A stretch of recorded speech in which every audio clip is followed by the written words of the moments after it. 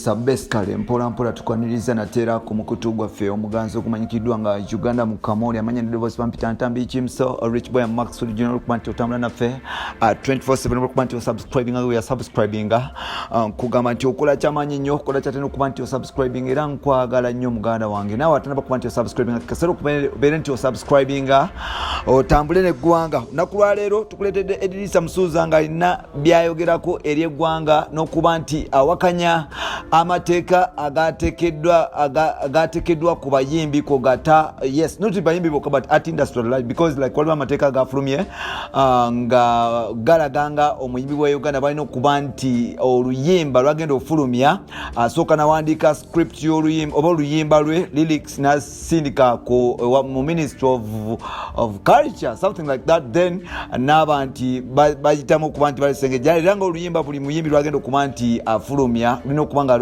lwekenenyezebwa oba nga luli censored by that ministry so nolwekyo Eddy Samusuza y'omu ku bayimbi olunaku lwaleero abavuddeyo ne bagamba nti nedda ejoogo mulikomye art industry n'okubeera nti eri free and fair so nolwekyo byebyo ebifa Eddy Samusuza nja kusaba producer wange olunaku lwaleero obeere nga oleeta video eno Eddy Samusuza ayogereko eri abantu mpolampola then bwe tumala tukomewo mpolampola subscribe tutambule ffenna then tunakomawo mpolampola then ndowooza awo mazeewo njagala nzire ku point ey'aba artist ba artist mwenna bwe muli bannanga bali ku line bwe muba mwekuli mbadde nsaba mumpe ku matu njogere ku nsonga eno ensonga y'aba artist kati nze ensonga lwaki mbadde sinnavaayo kulabika nti njogera nnyo oba nyina kye njogera it's because as the artists we are disorganized we are not organized ekyo tusobola tuleme kukirumaalumamu tuleme ganti onananyiigira onana we are not organized why nti ffe kennyini okusinziira ku mulimu gwaffe gwe tukola abantu bonna bali organized n'aba border for us we don't abantu balina obukulembeze obubatwala nga buli legit ebyaffe mubimanyi obukiiko babulonda tebali bantu obukiiko babulonda bintu bya nkukutu abantu babeera bu group simanyi bano babadde wano bano babadde wali nze leka mbabuuzeeyo ekibuuzo bantu bange abasajja bano baali babegagana amateeka agabwe ag'ekifuula nnenge baagawandiikira nga bagakolera ba artists so ba artists sinalabako ba artists nga bagamba nti twatuula ne tuteesa nga twagala okwogera ku mateeka gano sinawulirako ba artist nga bagamba nti twesitula ne tugenda ne twogera ne ministry sikiwulirangako wabula ndaba artist omu ku TV bawandiikira ba artist amateeka ganyiga ba artist me ate ku TV ndabako individual artists individualism it's not a group of people sitting together to come out with the one voice I haven't seen that kakati abantu abali disorganized okutuuka ku level musuubira mutya okubanga mugenda kubanga mufuna obwenkanya nga temulina ddoboozi lyawamu naye nga eddoboozi lyawamu liganya okubaawo olwa unhealthy competition we fear competition we don't olaba omuntu nga competition omulabira ddala ng'omuyeekera ate kino ekintu kigenda kuleeta obuzibu bw'amaanyi so nze mbadde mbasaba abantu bange tutuule wansi tubeere abantu abakulu tuve mu bino ebintu by'okwebuzaabuza tulogere nga tutudde wamu bwe tunamala okutuula nga tutudde wamu bwe tuti tuveewo kye tuteesezza tukyongere ku next level but my question is bino byonna ebyekifuula nnenge ebiteeka by'abana abantu nga byakajja mwalabyeko ba artist nga batudde wamu ku mativi kuliko artists individual 111 there is no group of people sitting together discussing issues no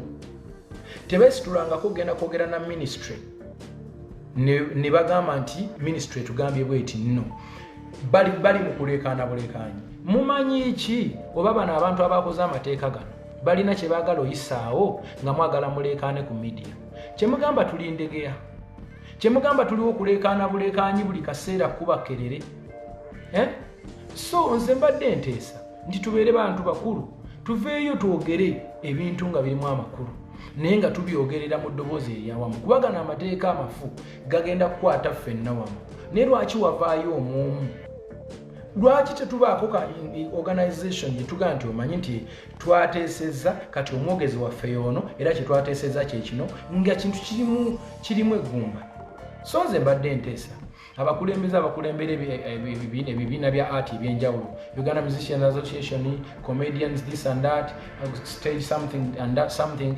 Muveeyo mubeere abantu abakulu, mwetereze bulungi, bwe tuba tutudde ne tuteesa tutandika okuteeka ebintu ku next level mpaka lwe tunaatuusa ensonga yaffe nga tutambuza eddoboozi limu. N'ebintu by'okkuba kererenge zino bazita bateezi obunyonyi obuleekaana ennyo.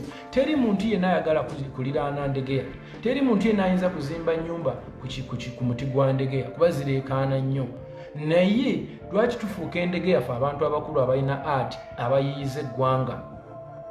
Mbadde nsaba tubeere abantu abakulu, tukole ebintu ebigenda okuyamba abaana n'abaliddawo, tuyambe ensi eno Uganda nga tetuyita mu bintu bya individualism, bintu bya kweyagaliza. Naye abayimbi tususse okweyagaliza, tususse okutya competition. Buli munno omulabanga mulabe, buli muyimbi alaba munne ng'omulabe. Ekyo ekintu tekigenda kukola. Oba okitegeera? Mbadde nteesa nno ku luno nze siyomba, naye nteesa nti tukwatagane. Nsaba abakulembeze abakulira ebitundu bino mujje mutuule. Bwe mbanga mulaba nti tewali bukulembeze buteberedde buyimiridde, mbadde nsaba tuddemu tulonde obukulembeze buli omu bw'agenda okwesiga. Kati mu kino nze bwe nawulidde bino nenyinako amasimu ge nakubidde abantu bendowooza nti bali legit. Lwa nsonga okuyimba kuno galinga magye. Okuyimba it depends on the experience in the field. Omuntu wali okozeeko group, omaze mu kuyimba emyaka egiwere 10, wali ofunye oyiseko mu kizibu kino. Ba artist bonna bakimanyi ne ba comedian ne baani, it's about experience. Nti okuyimba kuno mukama akusitudde ddaala ki, oli ku level ki, wawo otuuse, kiki okoledde industry, era ensonga lwaki ogyogerako, lwaki olina okuteesa, olina kuteeseza mukuwa ki. Tufune ba leaders aba new generation, tufune ba leaders aba generation bweti, tufune ba leaders aba gundi bweti, genius west, gundi west, nga tujja tutambula mpaka ku basajja bakulu. Naye tunagamba mbuno tugenda kulonda akulira ba producer, tuleete Adda Dandure olw'okuba yalinako engoma ezivuga, nga tulina balinix abamaze mu industry emyaka 10 with a lot of experience. Abantu bakuba does hit na kati bakyakuba, they have maintained we need ideas from them because there is a secret why they have maintained for so long. Kati mbadde nsaba tubeere abantu abakulu, tubeere organized, tuveeyo n'eddoboozi eryawamu, tulwanirire omwana n'omuzzukulu. Nze olwaliro mpulira mbu waliwo simanyi ssente, simanyi ze baawa abayimbi, simanyi abayimbi babadde wasemusale, simanyi abayimbi babadde mu state house, simanyi abayimbi babadde naani. Naye abayimbi baani era mu kkowa ki, era bagenze nga baani, oba ofuna.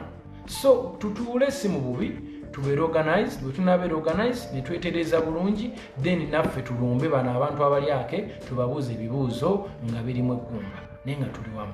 Nze bwe ntonno bwe nteesa, bwe mbanga muliredde nga tutandika okukola enteekateeka eyo, twekubire ku masimu. Bwe tumala okwekubira ku masimu, tunyumyemu, tutandike olugendo olulungi bantu bange.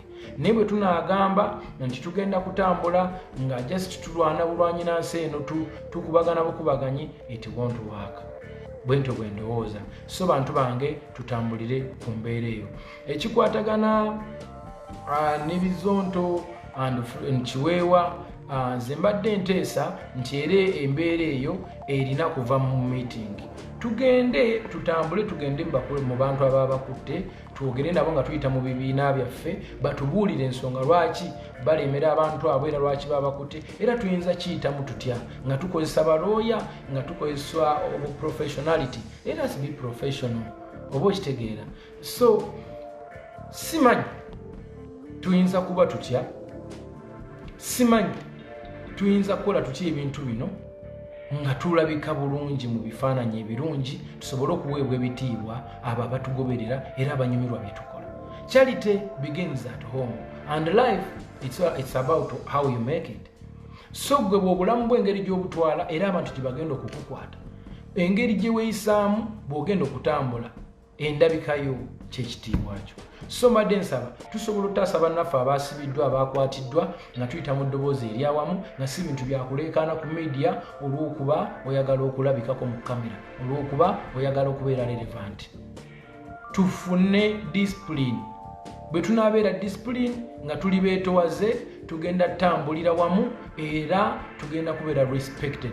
But right now nga tetusobodde kuvaayo nga basajja bakulu with one voice and professionality and well organized and professional, like tetugenda kuweebwa kitiibwa era tugenda twalibwa ngaera bakazanyirizi.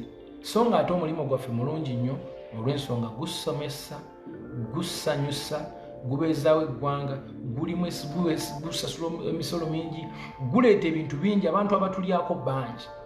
Art industry amaanyi nnyo nga bwe mutamanyi you don't know how much this means to countries ezimanyi ezigenda okutambula. So mbadde nsaba tubeere bakulu tukole ebintu ebirimu ekikulu. Baganda baffe abo nze nkimanyi bajja kuteebwa kubanga emisango gye bazza si kiwanti gya naggomola. Olw'ensonga nti bwe tunaaba tuli organized tujja nakufuna akakisa akoogera ne bannaffe tubagambe naye wano wayiseewo, munnange kino tolina kukikola, munnange kino tolina kukyogera. Oba okiwulira tujja kufuna embeera eyo tubeere abantu abalimu ensa. Oba okiraba tujja kufuna abantu abalimu ensa. Tumanye nti nno amateeka agatutwala ge gano nga ffe tugabaze ffe kennyini. Naye olwaleero abantu abali mu kutubagira amateeka tebabimanyi na bimanya, tebabeerangako mu art, tebamanyi na kye kitegeeza.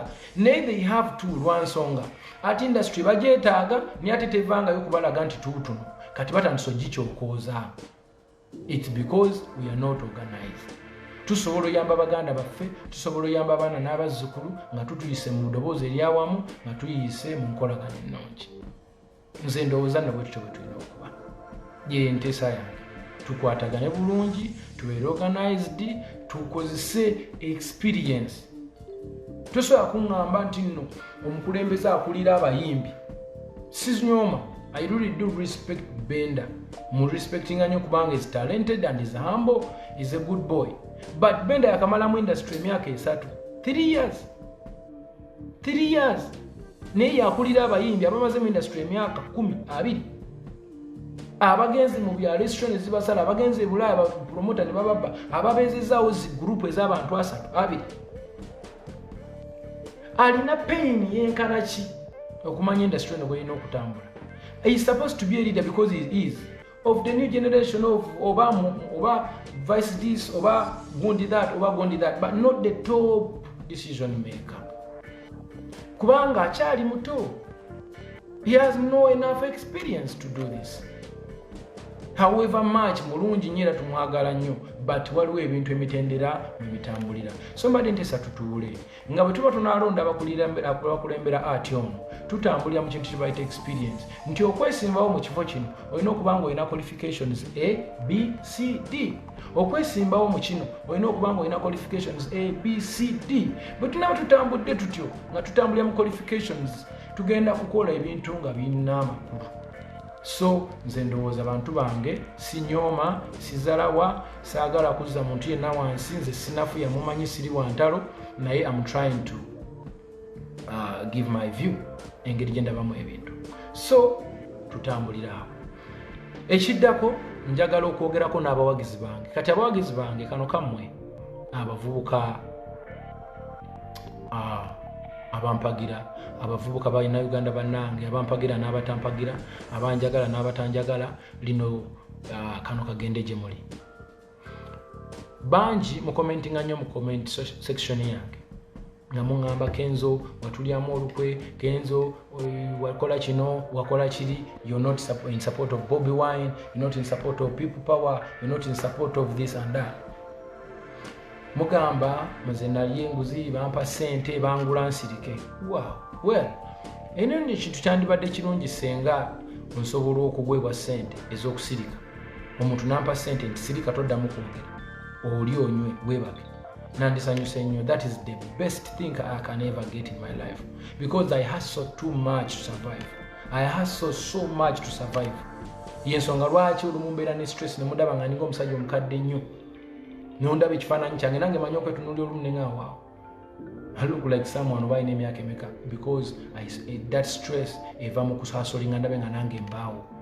Naye singa mba nfunye omuntu ampa sente ez'obwereere nti zino sente zitwale osirika toddamu okwogera, then mba nja kuzirya nnyo neeyagala ennende eri. Everyone would like to do that job.